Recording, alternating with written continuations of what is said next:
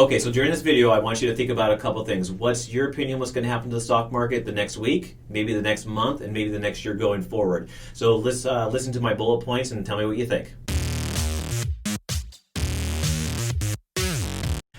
Welcome to the Jason Gray Show. I think this is episode number 5, so thanks for subscribing and joining us. All right, so today we're going to talk about the coming week with the stock market. So this week will be a very volatile, choppy week on the stock market, just due to the fact that there's the uncertainty. Of course, we got the election going on.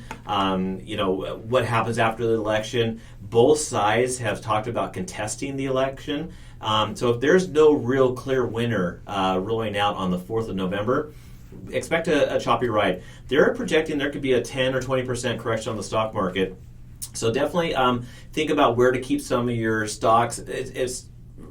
I'd never give any financial advice, let's put it that way, in regards to your stock market, but maybe look at some gold, silver, bonds, or something very secure through this process in time.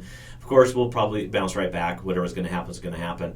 But take a look at the Treasury yields. Those are going to move a little bit. After the election, I have really no idea what rates are going to do, too, on mortgage rates. So that's something to keep an eye out for as well. With both of these presidential candidates talking about contesting the election, it's going to be a very, very, very choppy week. So just be careful with that. So I don't know if you guys have noticed over the last day or two, Belgium is doing a 45-day lockdown. Europe and France and those guys are some of the parts of Europe and France are doing a whole 30-day lockdown. So due to COVID, that's a whole nother piece of the puzzle too, walking into this fall.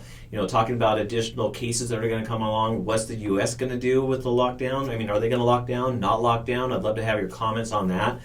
What's your feelings about the lockdowns and non-lockdowns?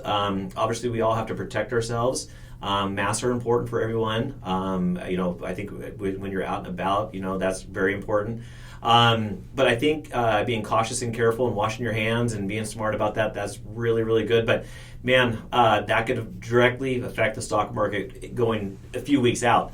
Then now let's say we roll into the election and we're going to roll into what they call that lame duck series between the November 4th and when the new president or Donald Trump is reelected. Whatever happens with this is going to happen.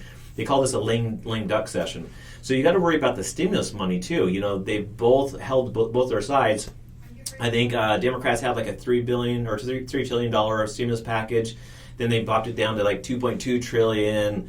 The Trump administration had 1.8, they bumped it to 2.2. They can't agree on what was in the stimulus packages, but a lot of people need to worry about that piece of the puzzle. What's that going to do, and how's that going to look? And then you do have the expirations going on in regards to the tenant rules, and then the foreclosure rules that are coming up. They're going to expire in January. So there's a lot to unpack over the next few months. So be cautious and careful. This next week will be really, really choppy. Like your input on what you think is going to happen, and get back to me. Thanks for watching. Like and subscribe.